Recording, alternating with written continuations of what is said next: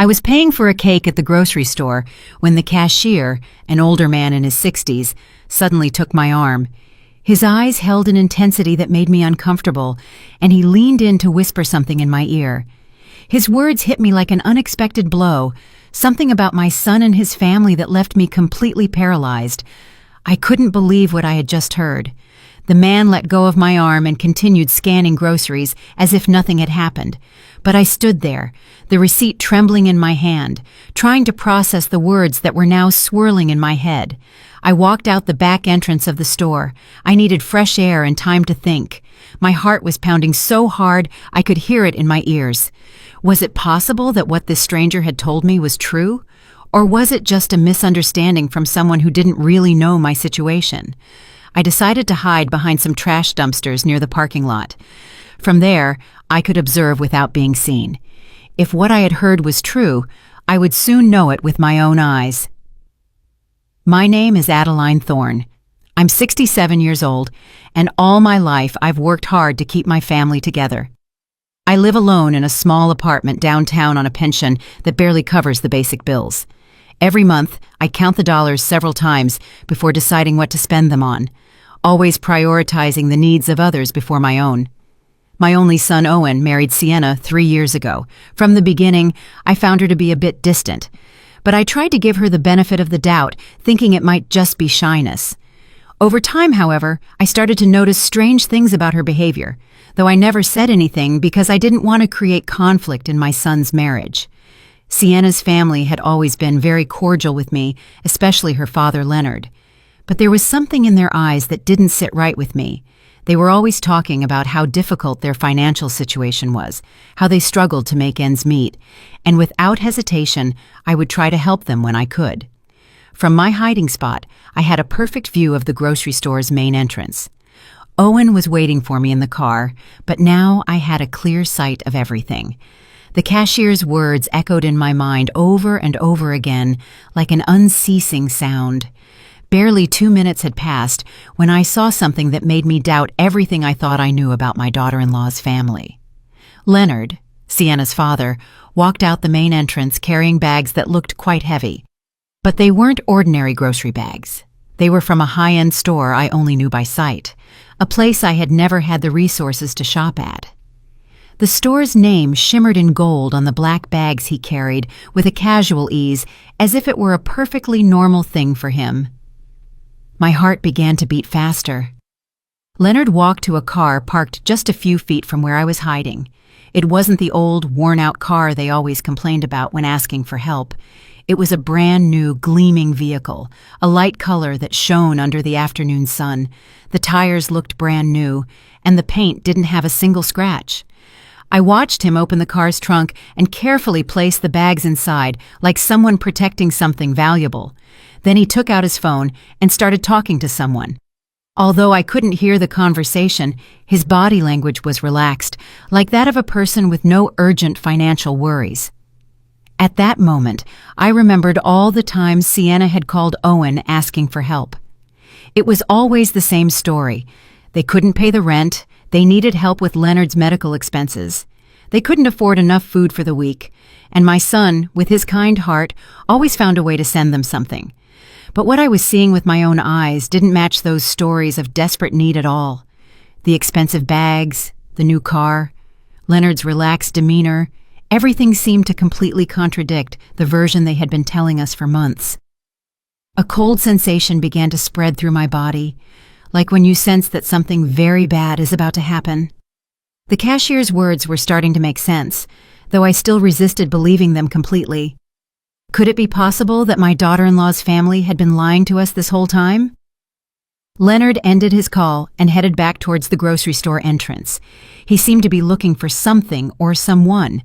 His eyes scanned the parking lot carefully, as if to make sure no one had seen him. That cautious attitude seemed very suspicious to me. I decided to stay hidden a little longer. My gut told me there was more to discover, and after what I had seen, I couldn't simply ignore the situation. I needed to be completely sure before I talked to Owen about this. As I remained hidden, I began to remember how I had gotten to this point.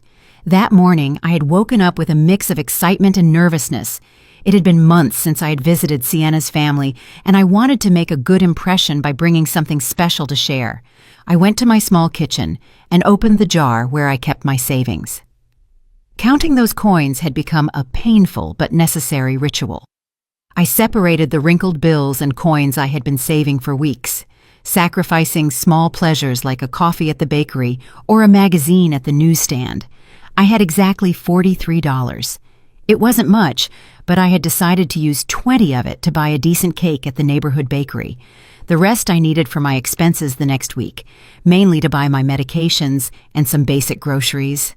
I showered with care and chose my best dress, the one I saved for special occasions.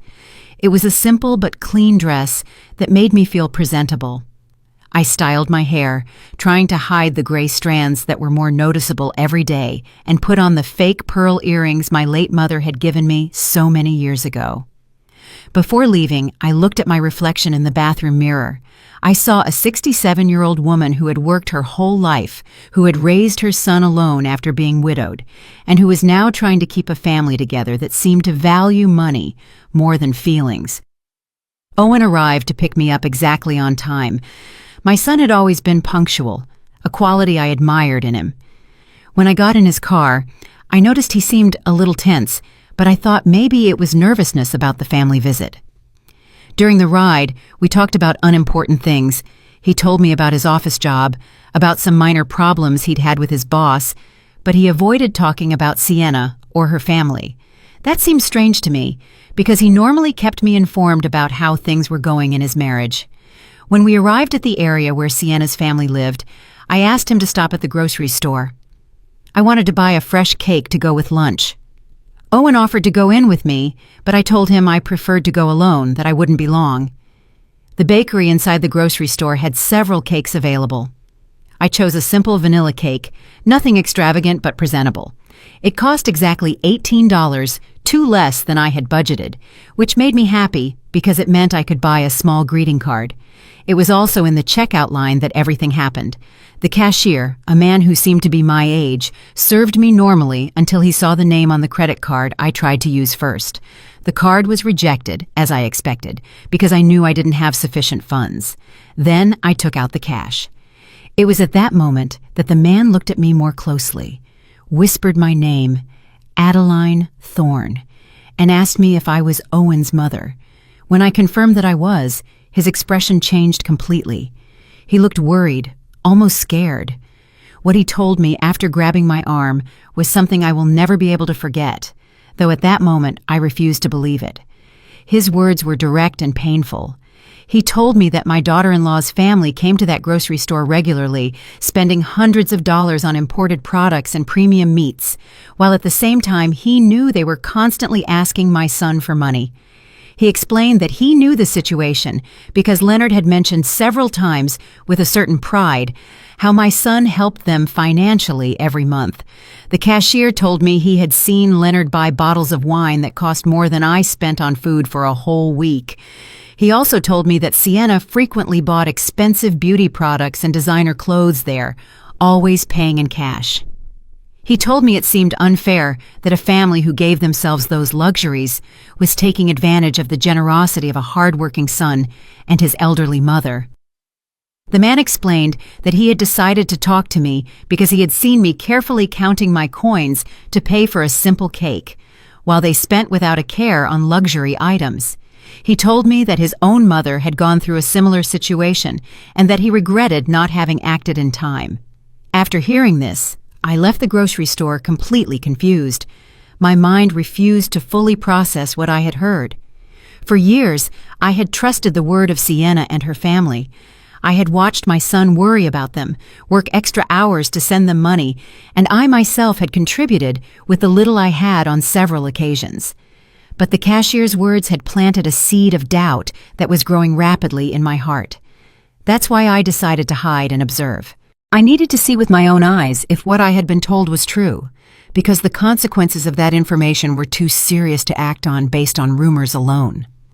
From my hiding spot behind the dumpsters, I could see everything happening in the parking lot perfectly.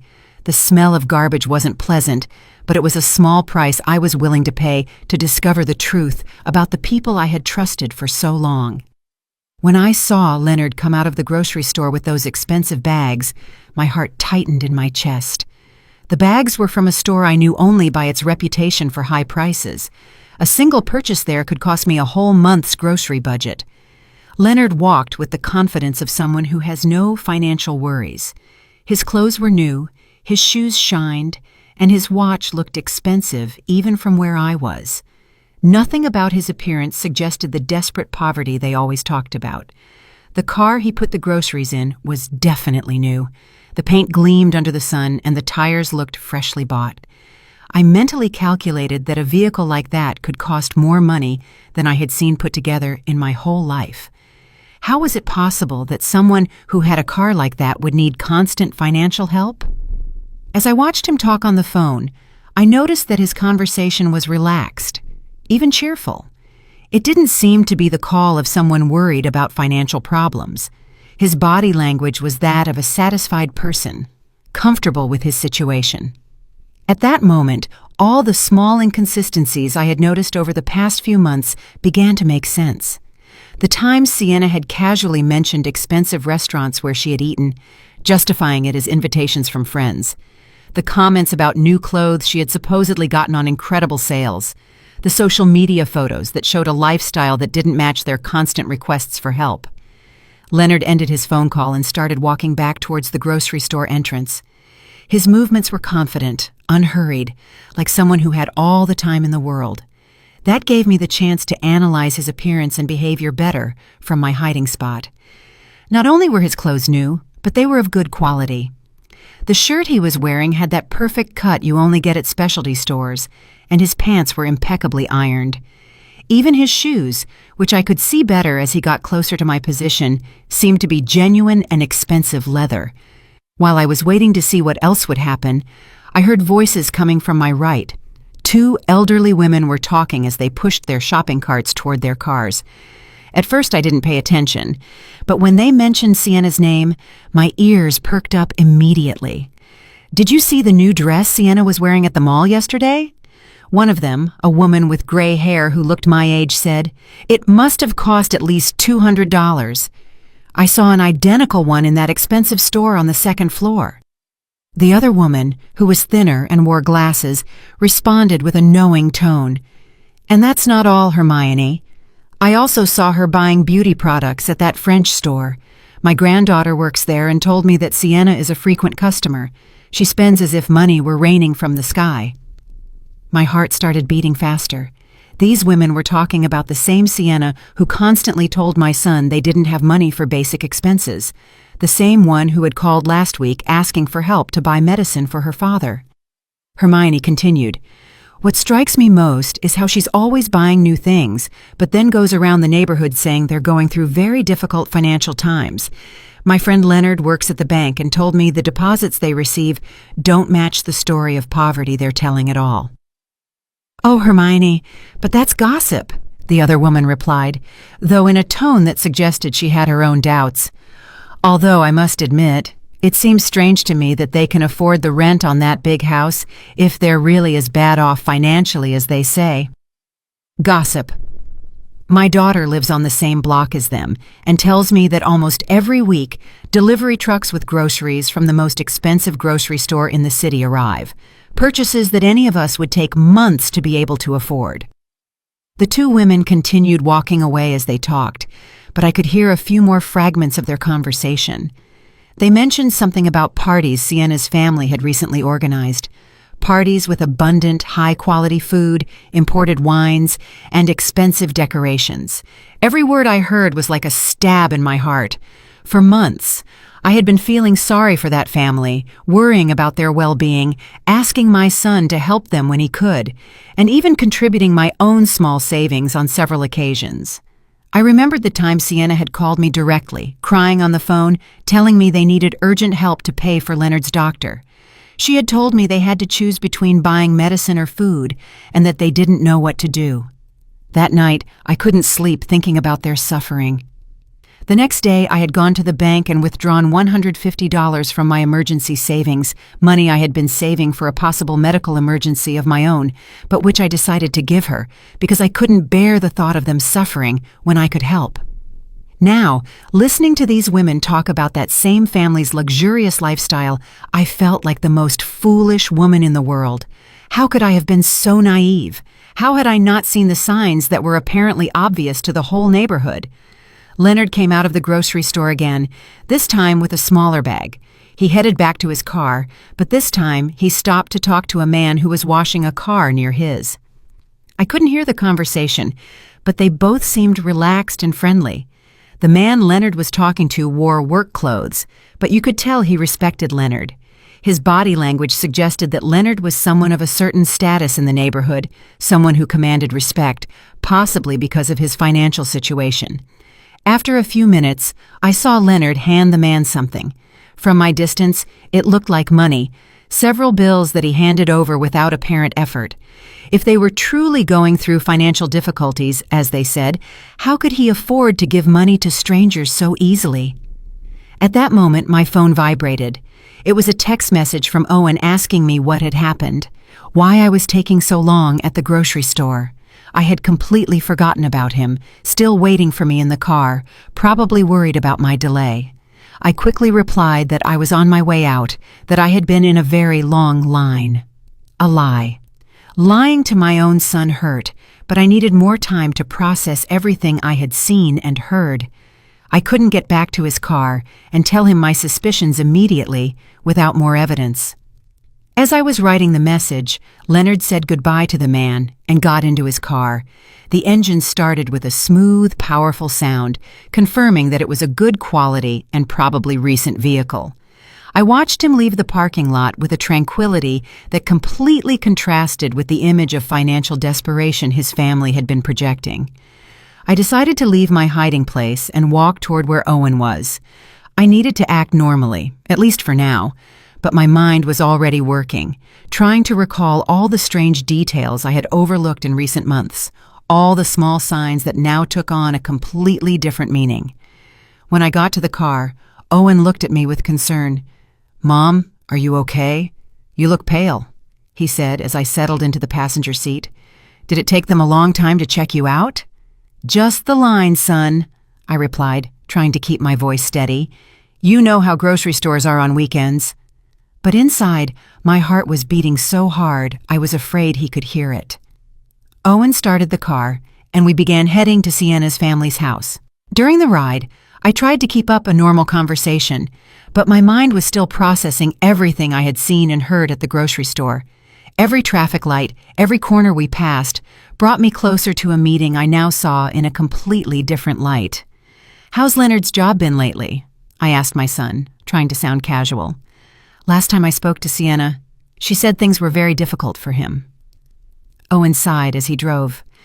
"Yeah, Mom. Sienna told me her dad had to reduce his work hours because the company he works for is having problems. That's why we've been helping them a little more these past few months."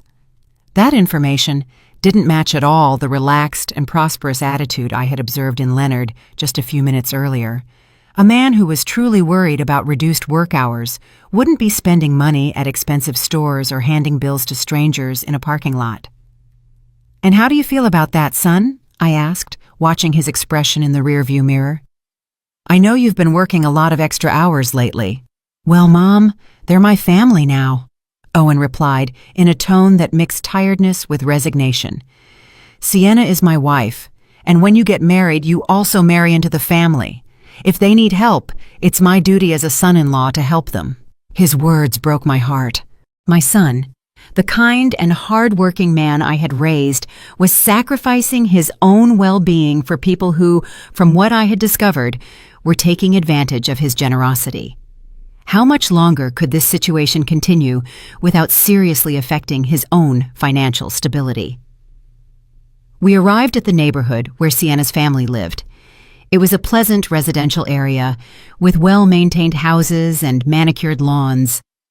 It wasn't the most luxurious neighborhood in the city, but it was definitely not a place where people living in extreme financial difficulties would reside.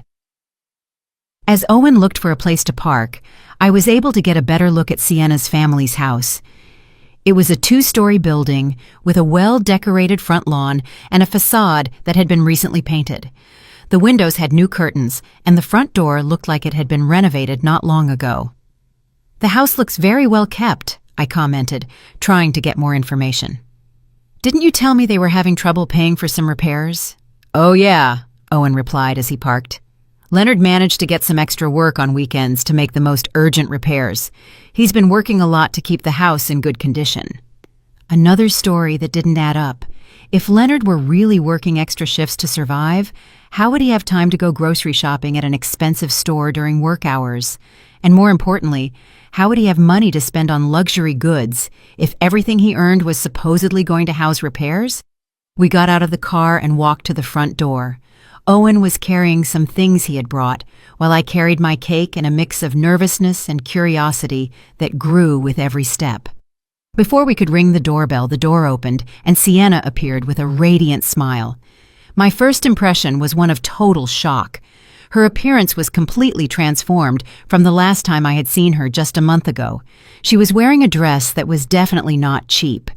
The fabric looked to be of excellent quality, the cut was perfect, and the vibrant colors gave her an elegant and sophisticated look. Her shoes were clearly new, with a shine that only freshly bought items have, and her handbag matched the outfit perfectly. But what struck me most was her hair and makeup. She had a professional cut that you only get at expensive salons, with highlights that shimmered in the sunlight.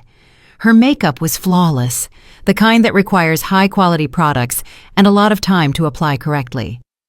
"Adeline, what a joy to see you!" Sienna exclaimed, coming in for a hug. As she embraced me, I could smell her perfume, a costly fragrance I recognized, because I had once seen its price at a store and it seemed equivalent to my 2-week food budget. "Hello, Sienna," I managed to say, trying to hide my surprise. "You look great. That dress is beautiful." "This old dress?" she replied with a laugh that seemed a little forced. "I bought it on a clearance sale months ago. You know how it is. When you find good deals, you have to take advantage of them." That explanation sounded exactly like the one the woman at the grocery store had mentioned. There was always a justification for every expensive item. Incredible deals, gifts from friends, second-hand purchases that looked new. How many extraordinary coincidences could one family have? We went into the house, and I immediately noticed other details that didn't fit with the story of financial difficulties. The living room had been recently redecorated. The furniture wasn't the same as I remembered from my last visit. There was a new leather sofa that looked expensive, a glass coffee table that gleamed impeccably, and several decorative objects that were definitely not cheap. On the wall was a large flat-screen TV that hadn't been there before. It was a recent model, one of those that cost several $1,000s.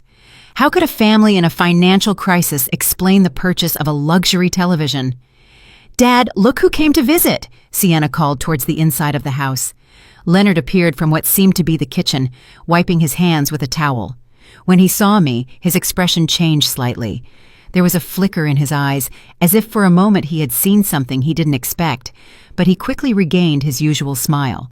"Adeline, so good to see you," he said, approaching to greet me. "We hope you're hungry because Sienna has prepared a delicious meal." It was the same Leonard I had seen at the grocery store just an hour before, but now he was acting as if he hadn't left the house all day. His clothes were the same, but he had put an apron over his shirt as if he had been cooking. "I brought a cake to go with it," I said, handing him the box. "I hope you like it." "What a lovely gesture," Sienna exclaimed. "But it wasn't necessary, Adeline. You know you're always welcome here without having to bring a thing." As she spoke, I could see over her shoulder into the kitchen. The counters were full of ingredients and utensils that suggested an elaborate culinary preparation. I could make out expensive-looking cuts of meat, fresh and exotic vegetables, and bottles of imported seasonings. The amount of food they were preparing could easily feed a family for several days, and the quality of the ingredients was noticeably superior to what I could afford to buy for my own meals. "Did you two prepare all this?" I asked, genuinely impressed by the abundance. "Well, "We wanted to do something special for your visit," Leonard replied. "You don't get to have Owen's mother over every day. Besides, we got some ingredients on sale, so we decided to take advantage." The miraculous sales again. I began to wonder if this family had an extraordinary knack for finding deals, or if these explanations were simply a way to justify expenses they couldn't honestly explain. Owen seemed completely oblivious to my observations. He was chatting animatedly with Sienna about his job and his plans for the next week. His relaxed attitude confirmed that he really believed the version of reality they had presented to him. But I could no longer ignore the evidence before my eyes. Every detail of that house, every aspect of Sienna's and Leonard's appearance, every convenient explanation, everything pointed to the same unsettling conclusion. This family was not going through the financial difficulties they claimed to be facing. During lunch, I tried to maintain a normal conversation while discreetly observing every detail that could confirm or disprove my suspicions. The table was set with dinnerware I didn't remember seeing before, plates and glasses that seemed to be of good quality, not the kind of utensils someone worried about every penny would use. The food they served was abundant and varied. There were several main courses, elaborate salads, and side dishes that required expensive ingredients. Leonard poured wine into crystal glasses, a wine I recognized from having seen its price at the grocery store, more than $50 a bottle. "This wine is delicious," I commented, trying to get information. "Is it a special brand?" "Oh, this one?" Leonard replied with a proud smile. "A friend of mine who works in imports got it for me at a special price. Normally we couldn't afford wines like this, but when these opportunities come up, you have to take advantage." There was always a perfect explanation, always a generous friend, or an incredible deal that justified every luxury. I was starting to wonder how many generous friends one family could have, and how frequent those extraordinary deals could be. While we ate, Sienna casually mentioned some plans they had for the next month. She talked about a family celebration they were organizing, an event that, as she described it, would require a considerable investment in decorations, food, and entertainment. "Sounds expensive," I said without thinking, my words slipping out. "Expensive?" Sienna laughed. "Well, we've been saving for this for months. Besides, Leonard got an extra job that will help us cover the expenses." I immediately remembered what I had seen at the grocery store just a few hours earlier. Leonard spending money as if he had no worries, buying luxury products, driving a new car. What was the truth about his work situation? "What kind of extra job did you get, Leonard?" I asked directly. For a moment, I saw an expression of discomfort cross his face, as if my question had caught him off guard, but he quickly regained his composure. "Weekend consulting," he replied vaguely. "Nothing too exciting, but it helps supplement the family income." His answer was so general it could mean anything or nothing at all. A man who was truly doing weekend consulting would probably talk with more specificity about his work, especially when the question came from his son-in-law's mother. During the conversation, I noticed that Sienna's phone was constantly vibrating. Every time she looked at the screen, she smiled in a way that seemed significant to me. At one point, when she thought no one was watching her, she replied to a message, typing quickly with a look of satisfaction on her face. "Everything okay with the phone?" I asked with apparent curiosity. "Oh, just some friends organizing a get-together for next week," she replied, quickly putting her phone away. You know how women are, always planning something. But there was something about her expression that didn't convince me. The way she had smiled while reading the messages suggested that the content was more meaningful than simple social plans. After lunch, Leonard offered to show me some of the improvements they had made to the house. We walked through different rooms, and in each one I noticed new or renovated elements. The floors had been recently polished, some walls had fresh paint, and several pieces of furniture had been replaced or rearranged. In the master bedroom, I saw something that particularly caught my attention. On top of the dresser were several shopping bags from expensive stores, some still unopened. The price tags I managed to glimpse showed numbers that seemed exorbitant for a family that was supposedly struggling financially. "Sienna went shopping recently?" I asked, gesturing discreetly toward the bags. "Ah, that." Leonard replied with a nervous laugh. She found some incredible clearance sales this week. Sometimes it's better to buy things when they're on sale, even if you don't need them immediately. That logic seemed completely contradictory to me. A family that was truly in financial difficulty would not have the luxury of buying things they didn't need immediately, no matter how good the deals were. As we returned to the living room, my phone rang. It was a text message from a number I didn't recognize. When I opened it, I saw that it was from the grocery store cashier. He had gotten my number somehow and had sent me a photo. The image showed a grocery receipt from just 2 days earlier. The total was over $400, and the list included premium products, imported meats, fresh seafood, expensive wines, specialty cheeses, and several gourmet items. The name on the receipt was clearly Leonard Williams. Along with the photo was a message. "Mrs. Thorne, I'm sorry to bother you, but I thought you should see this. This receipt is from 2 days ago. Your family needs to know the truth." My heart started beating faster. The evidence was there, in black and white, a $400 purchase of luxury goods made just 2 days before our visit by the same man who was supposedly struggling to pay for basic expenses. I quickly put my phone away before anyone noticed my expression of shock, but my mind was already working, connecting all the dots I had been observing over the past few hours. We returned to where Owen and Sienna were, who were still chatting animatedly. My son seemed relaxed and happy, enjoying what he thought was quality time with his in-laws. He had no idea of the theatrical performance he was witnessing. "Are you feeling okay, Mom?" Owen asked me, probably noticing that my expression had changed. "You look a little pale." "Just a little tired," I lied. "I'm not used to such long outings anymore." Sienna immediately offered to make me some tea or get me something to make me feel better. Her apparent concern would have been touching if I hadn't been starting to understand the true nature of her character. For the next hour, I continued to observe and listen, mentally collecting evidence of every inconsistency, every inexplicable luxury, every convenient justification. The list grew constantly. Sienna's new clothes, Leonard's car, the well-maintained house, the abundant food, the expensive wine, the shopping bags, the receipt I had received. But what hurt me the most was the realization that this situation had probably been going on for months, maybe years. How much money had my son sent to this family? How many sacrifices had he made? And how many had I made to help people who didn't actually need help? When we finally said goodbye and left the house, my mind was completely made up. I couldn't let this farce continue. My son deserved to know the truth, however painful it was, and I had a responsibility to protect him from further manipulation. During the drive back home, Owen commented on how nice the visit had been and how well Sienna's family looked.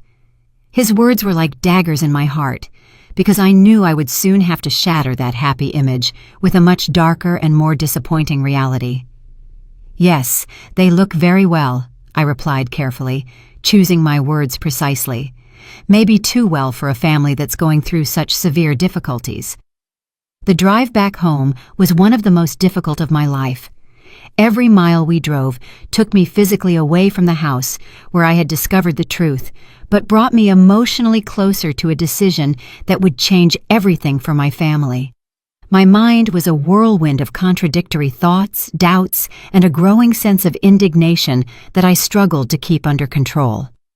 Owen was driving calmly, occasionally whistling a tune that showed his good mood.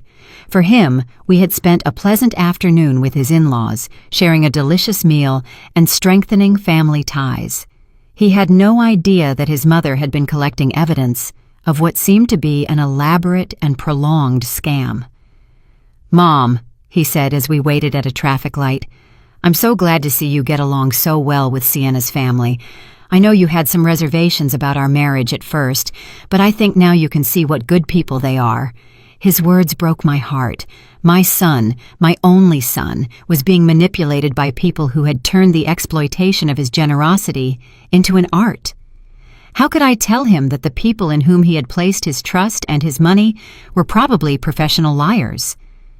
"Owen," I began carefully, Have you ever noticed anything inconsistent in the stories Sienna tells you about their financial situation?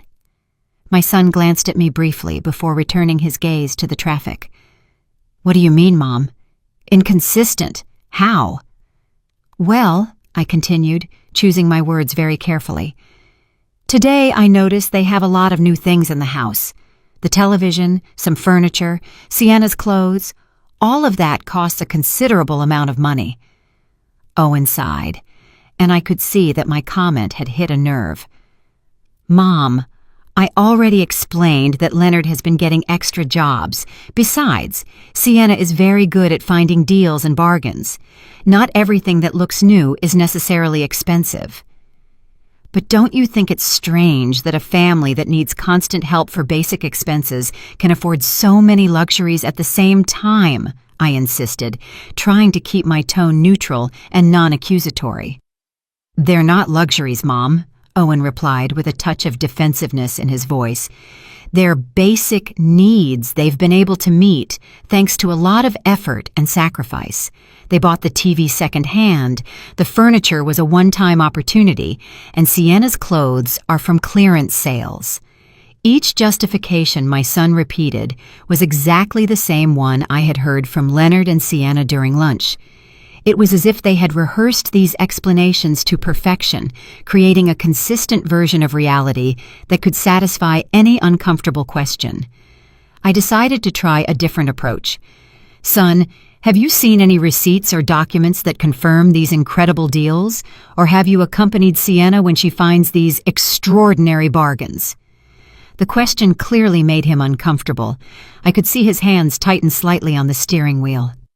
Mom, why all these questions? Sienna is my wife. If she tells me she got something on sale, I believe her. Marriage is based on trust.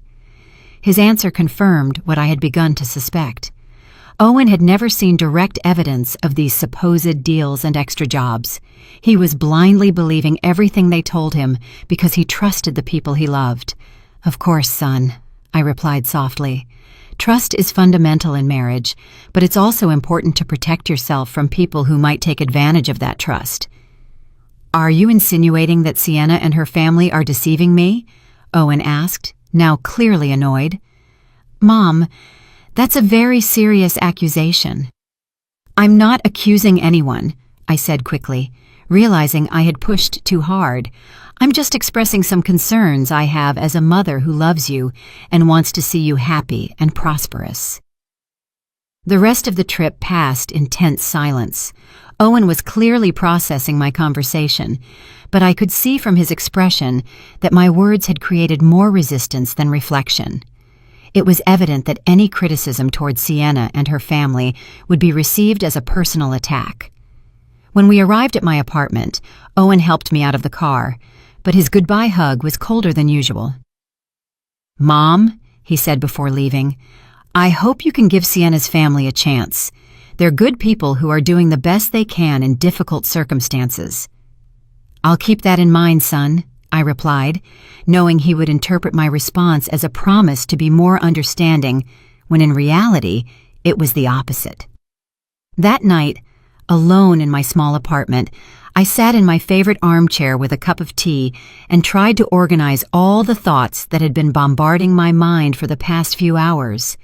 I had abundant circumstantial evidence, testimonies from neighbors, personal observations, and even a photo of the $400 grocery receipt. But I also had a son who was completely convinced that his wife and her family were victims of difficult circumstances who deserved his help and compassion.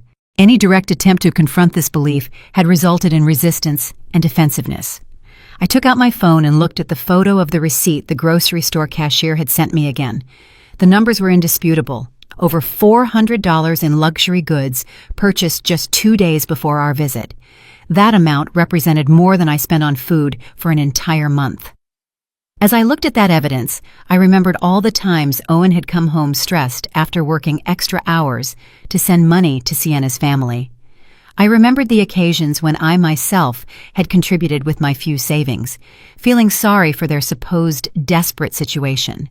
The indignation I had been holding back all day finally began to emerge with force.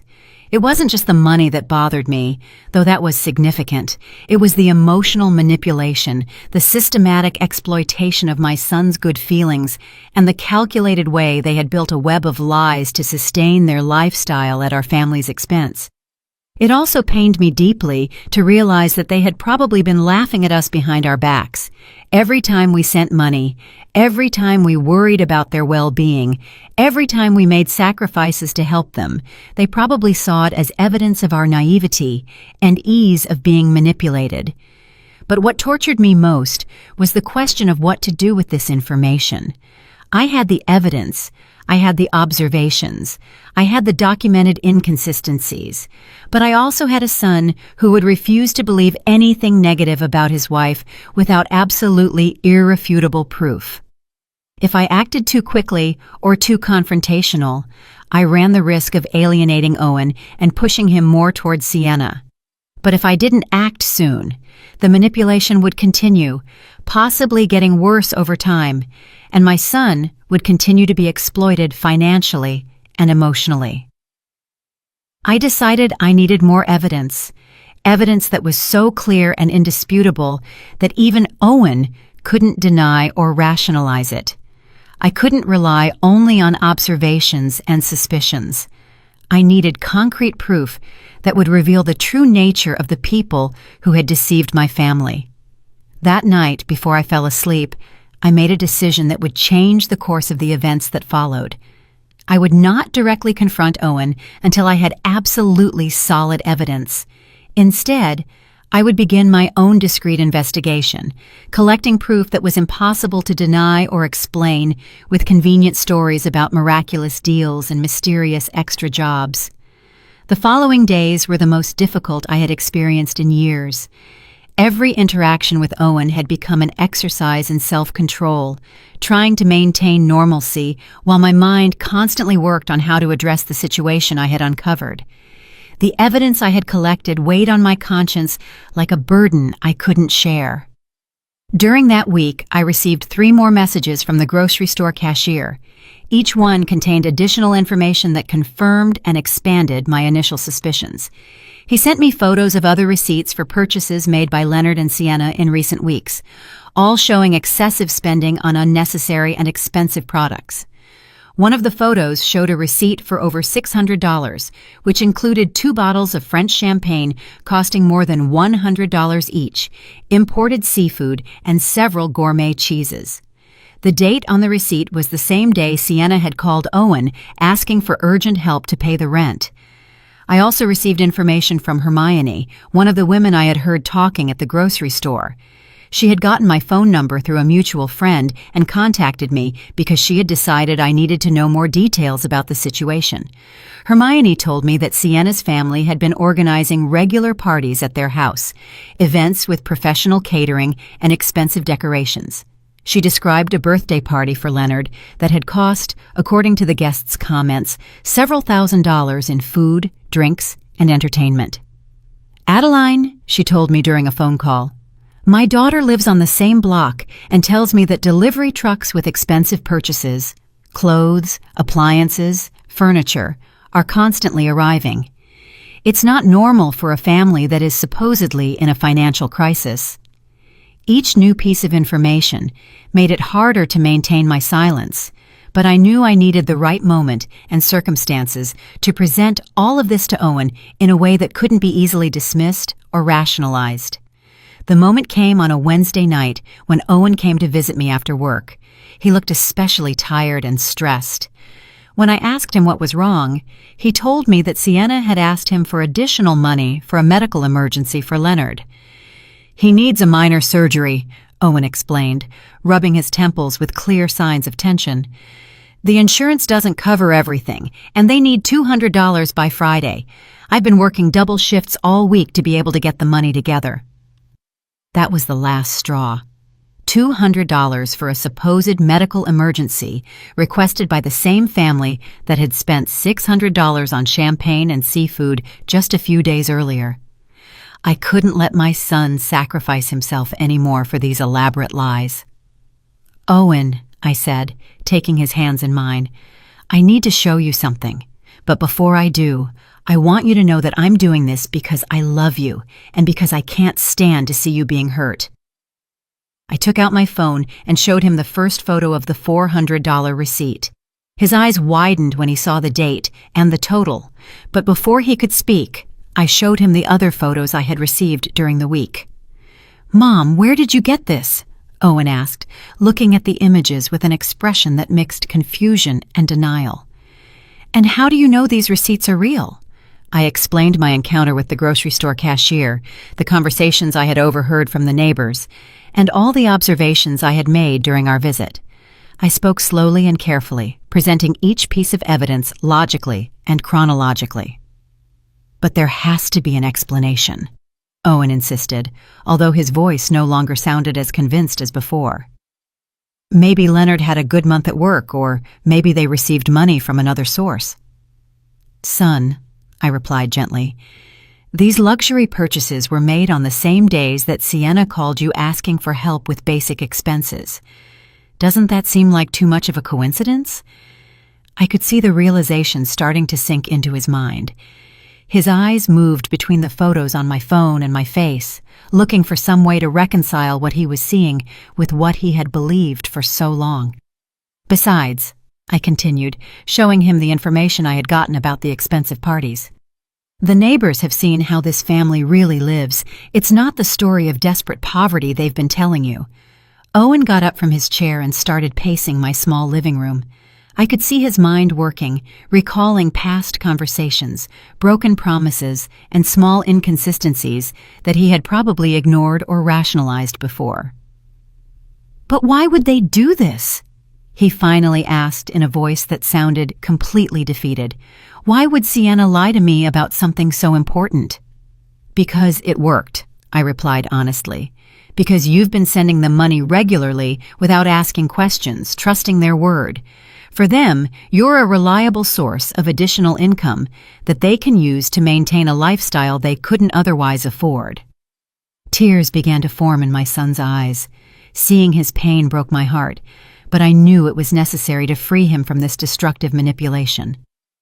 "How much money have I given them in total?" he asked, though he seemed afraid of the answer. We had reached the moment of complete truth. "According to what you've told me over the past few months, probably more than $5,000, and that's not counting the help I've given them myself." The number hit him like a physical punch. $5,000 represented months of extra work, personal sacrifices, and lost opportunities for his own future, all given to people who had been systematically deceiving him.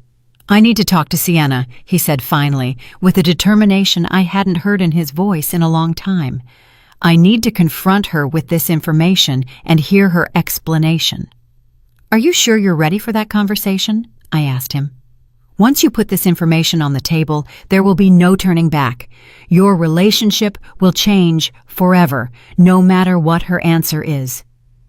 Owen was silent for several minutes, looking at the photos on my phone over and over again. I could see him processing not only the financial evidence, but also the emotional implications of having been deceived by the person he loved. "Mom," he said finally, "thank you for showing me this. I know it must have been difficult for you to decide whether to tell me or not, but you were right. I needed to know the truth." I hugged him tightly, feeling both relief and worry about what would come next. The truth had finally come to light. But now came the most difficult part, facing the consequences of years of lies and manipulation. "What are you going to do now?" I asked. "I'm going home tonight, and I'm going to have a very serious conversation with my wife," Owen replied with a firmness he hadn't shown in months. "And depending on what she says, I'm going to make some important decisions about our future." Owen left my apartment that night with a determination I hadn't seen in him for months. I stayed awake very late, unable to sleep, wondering how the confrontation between my son and his wife would unfold. I knew the next few hours would be crucial for the future of our family. At 2 a.m, my phone rang. It was Owen, and his voice sounded completely different when I answered. There was a mix of pain, anger, and something that sounded like relief. "Mom," he said without preamble, "you were right about everything. Completely." "What happened, son?" I asked, although from his tone, I could already imagine that the confrontation had not gone well for Sienna. When I got home, I decided to check some things before I talked to her. I went to our room and looked through her things, something I had never done before because I trusted her completely. What I found left me speechless. Owen told me that he had found several shopping bags hidden in the closet, all from expensive stores, with receipts that showed hundreds of dollars in expenses for clothes and accessories. He also found jewelry he had never seen Sienna wear, still with their original price tags. But that wasn't the worst part, Mom. In her purse, I found a notebook where she had written down all the money she's asked me for over the past 2 years. Every lie, every emergency, every invented story is documented there as if it were a job. My heart sank when I heard this. The situation was even worse than I had imagined. Not only had they been lying about their financial situation, but they had been keeping a detailed record of their scam as if it were a legitimate business. And what else was in that notebook? I asked, although I feared the answer. Plans to ask for more money, Owen replied bitterly. She had noted that the next story would be a dental emergency for her mother that would cost $1,800. She also had notes on how to make me feel guilty if I doubted her or asked too many questions. The cold calculation of it all sickened me. They weren't mistakes or misunderstandings. It had been a systematic manipulation designed specifically to exploit my son's good feelings. And when did you confront her with all this? I asked. At first, she tried to deny everything, Owen continued. She said the purchases were gifts from friends, that the notebook was just to keep track of household expenses, that I was misinterpreting everything. But when I showed her the photos you had of the grocery store receipts, her strategy changed completely. How did it change? She got furious. She yelled at me that I had no right to go through her things, that my family had never really accepted her, and that it was all your fault for putting ideas in my head. She said you had always been a meddling mother-in-law who wanted to destroy our marriage. Those accusations hurt, but they didn't surprise me. It was typical of professional manipulators to try to turn the situation around and become the victims when confronted with evidence of their lies. But what impacted me most, Owen continued, was when she finally admitted the truth. She told me that her family had never been in a financial crisis, that Leonard has a stable job that pays well, and that it had all been a strategy to take advantage of my generosity. She used that word specifically, take advantage? Exactly that word.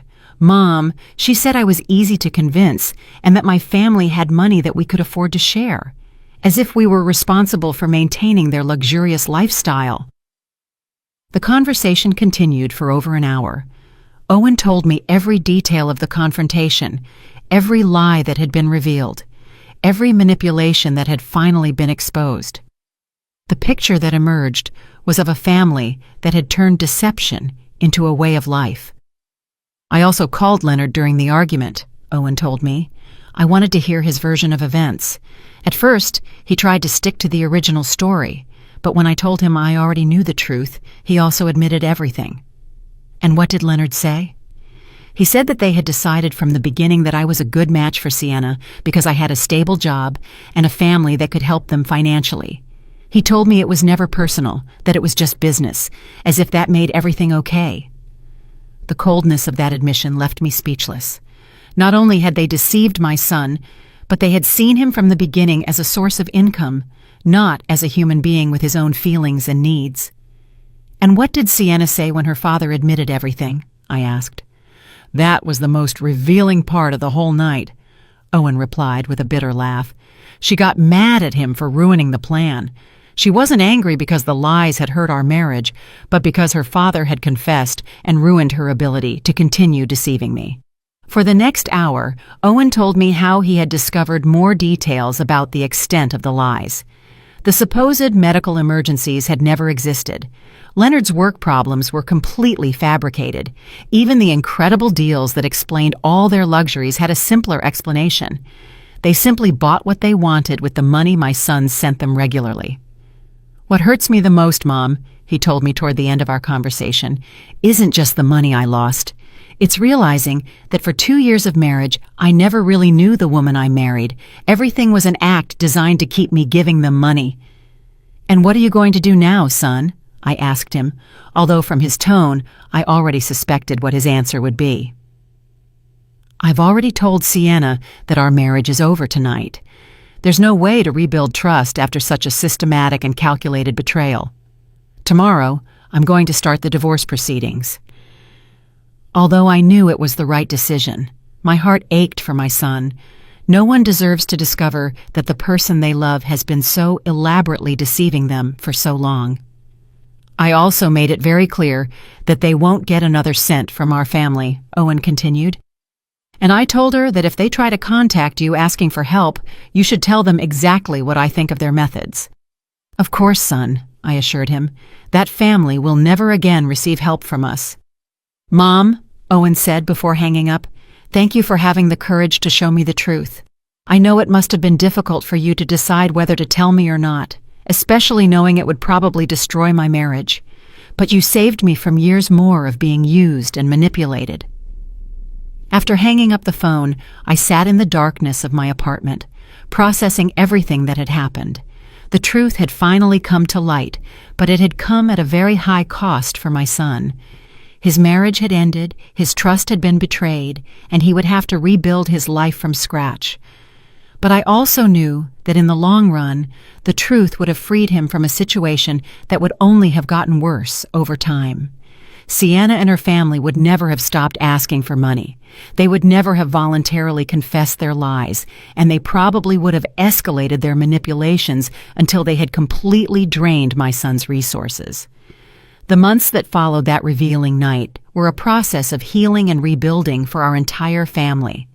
Owen temporarily moved into a small apartment near his job while he processed the divorce and reorganized his life.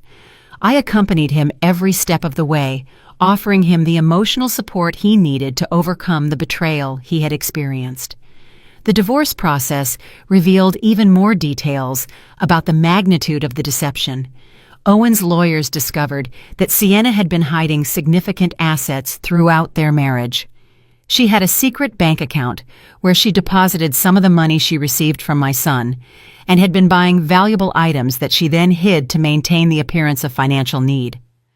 "Mom," Owen told me during one of our weekly meals, "the lawyer calculated that over our 2 years of marriage, I sent them more than $15,000. $15,000 that I could have used to buy a house, to invest in my future, or to help you when you needed it." The number deeply impacted me. It represented years of my son's honest work, sacrificed for people who had seen him only as a source of easy income. But what made me most proud was seeing how Owen had matured through this painful experience. During the legal process, Sienna and her family tried to contact me on several occasions. Leonard called me trying to convince me to intercede with Owen, promising that they would return all the money and never ask for help again. His pleas sounded desperate, but I had already learned to recognize their manipulations.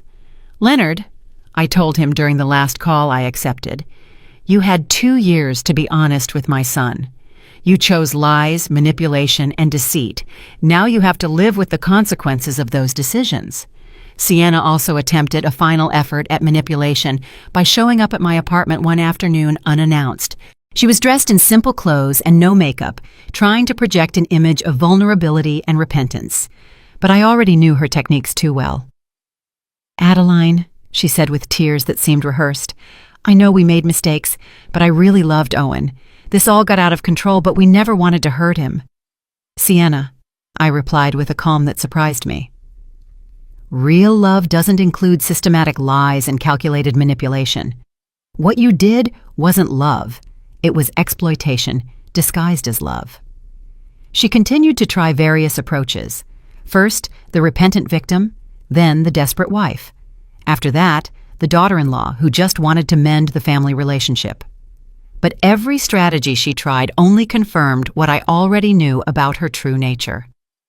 "The money you took from my son isn't just money," I explained to her.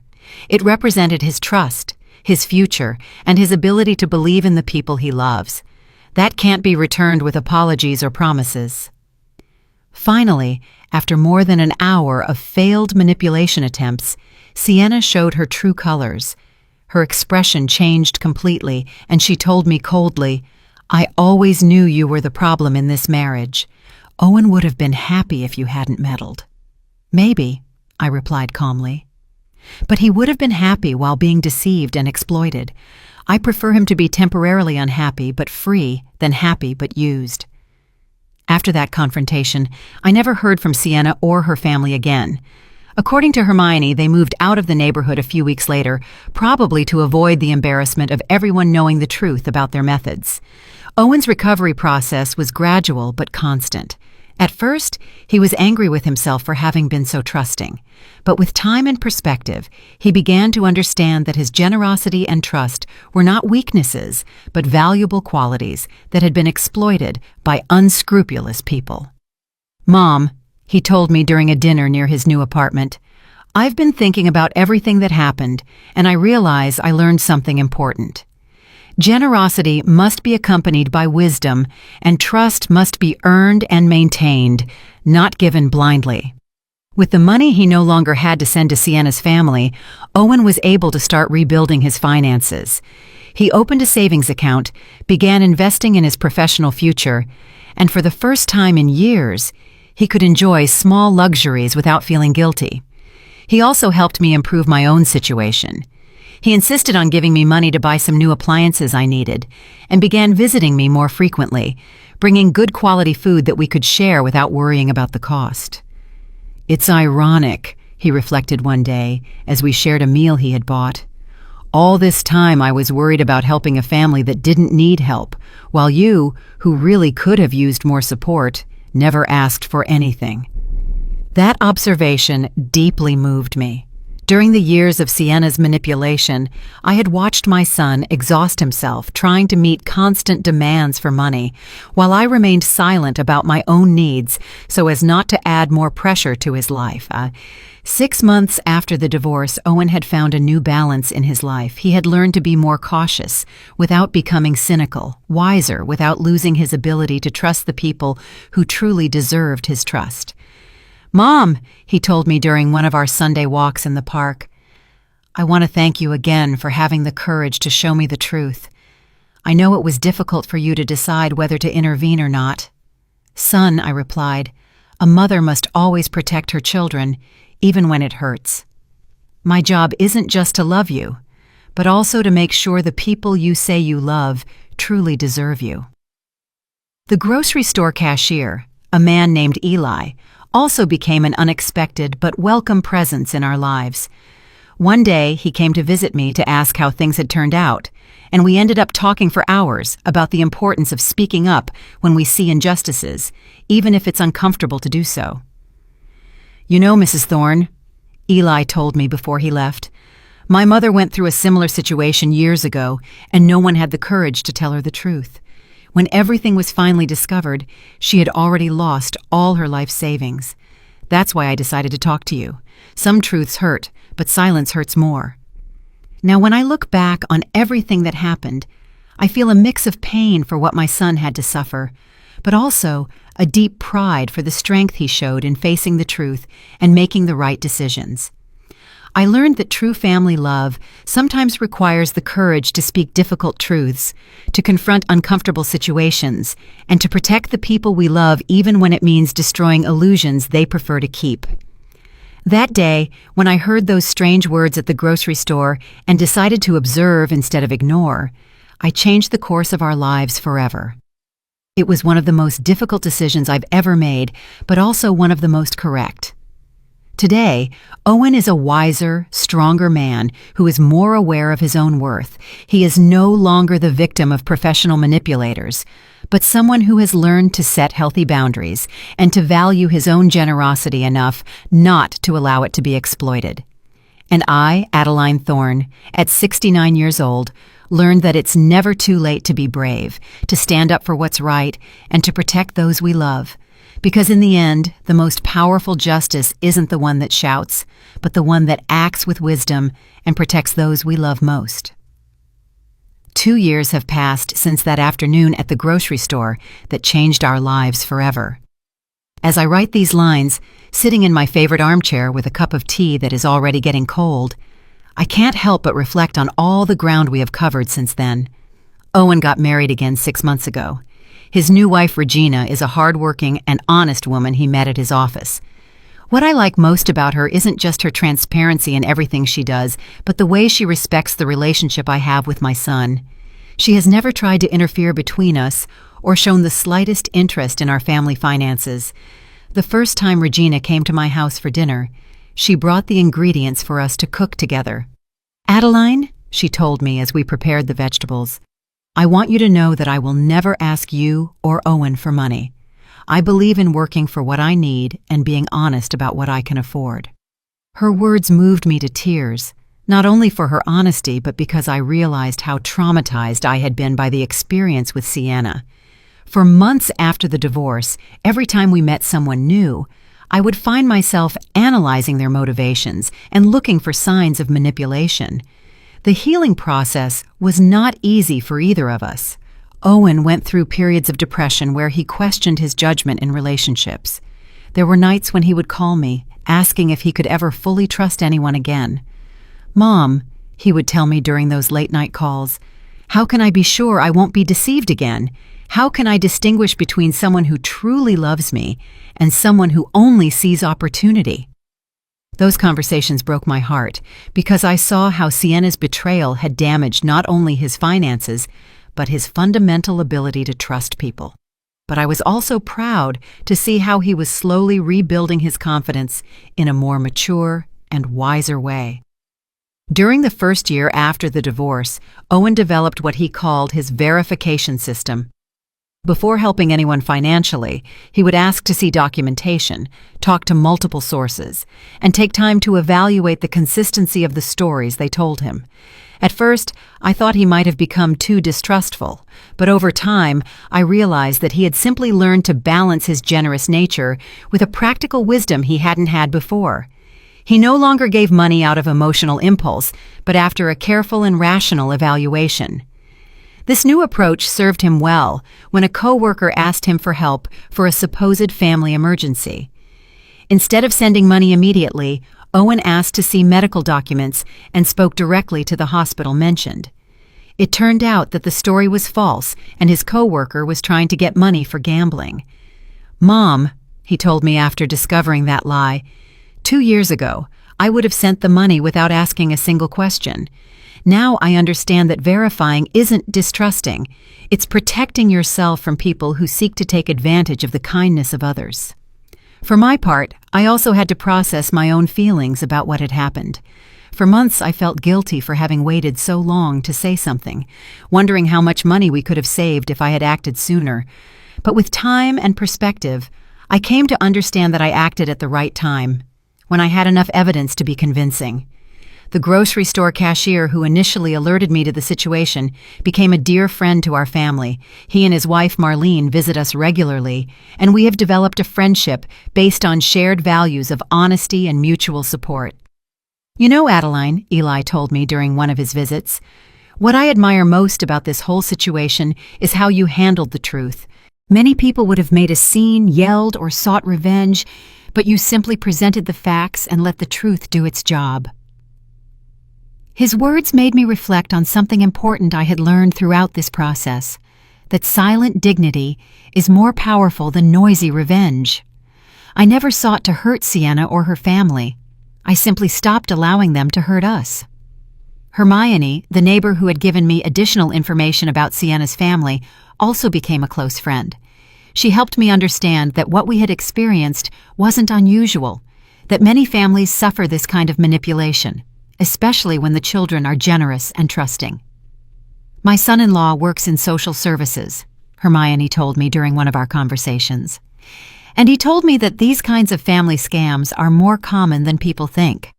There are people who have turned the manipulation of kind-hearted relatives into a way of life." This perspective helped me understand that we hadn't been particularly naive or foolish. We had simply been targets of people who were experts at exploiting emotions and family ties. The financial impact of the deception was significant, but manageable. Owen calculated that in total, we had lost around $15,000 when my contribution and some loans he had made, which were never returned, were included. However, once the flow of money to that family stopped, our financial situation improved dramatically. With the money he no longer had to send monthly, Owen was able to save for a down payment on a small house. He asked me to live with him and Regina, but I prefer to maintain my independence in my own apartment, although now with better furniture and appliances that he insisted on buying for me. "Mom," he told me when he brought the new refrigerator, "for years I watched you count coins while I sent hundreds of dollars to people who didn't need them. Now it's your turn to have the things you deserve." Regina turned out to be not only a good wife to Owen, but also a considerate daughter-in-law to me. She never tries to compete with my place in my son's life, and always includes me in her family plans and decisions. The difference from Sienna's attitude is so marked that sometimes I find it hard to believe both women exist in the same world. Last month, Regina confided that they are expecting their first child. The news filled me with a pure joy I hadn't felt in years. This grandson or granddaughter will grow up in a home where honesty and integrity are fundamental values, very different from the environment of lies and manipulation that would have existed if Owen had remained with Sienna. "I want our child to know you as the grandmother who had the courage to protect our family," Regina told me while holding my hand. "Owen has told me the whole story, and I deeply admire what you did.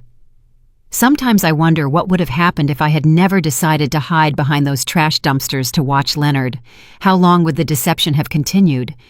Would Owen have eventually discovered the truth on his own, or would he have continued to be exploited indefinitely? I'll probably never know the answer to those questions, but what I do know is that the courage to face uncomfortable truths is one of the most important responsibilities we have toward the people we love. In these 2 years, I have reflected a lot on the signs I ignored for so long, the small details that didn't add up, the overly convenient explanations, the way Sienna always had a perfect story for every situation. Now I understand that my maternal instinct had been trying to alert me for months, but I had silenced those doubts because I didn't want to create conflict. I have learned that maintaining family peace should not come at the cost of allowing the family to be exploited. Sometimes the greatest act of love is to create the necessary conflict to protect the people who matter most. Today, at 69 years old, I feel wiser and stronger than I have in decades. Not only because I helped save my son from a destructive situation, but because I proved that it is never too late to be brave, to stand up for what is right, and to protect those we love. The experience taught me that true strength isn't in avoiding problems, but in facing them with dignity when necessary, and that sometimes the most difficult decisions are also the most correct ones, even if their full impact can only be appreciated with the passage of time. As I finish writing these reflections, I can hear Owen and Regina laughing in the kitchen, preparing the Sunday dinner we will share in a few minutes. It is the sound of a genuine family built on solid foundations of honesty and mutual respect. That sound is worth more than all the dollars we lost during the years of deception, because in the end, the most valuable thing we have isn't the money we can give, but the authentic relationships we can build and protect. And no one can ever take that away from us.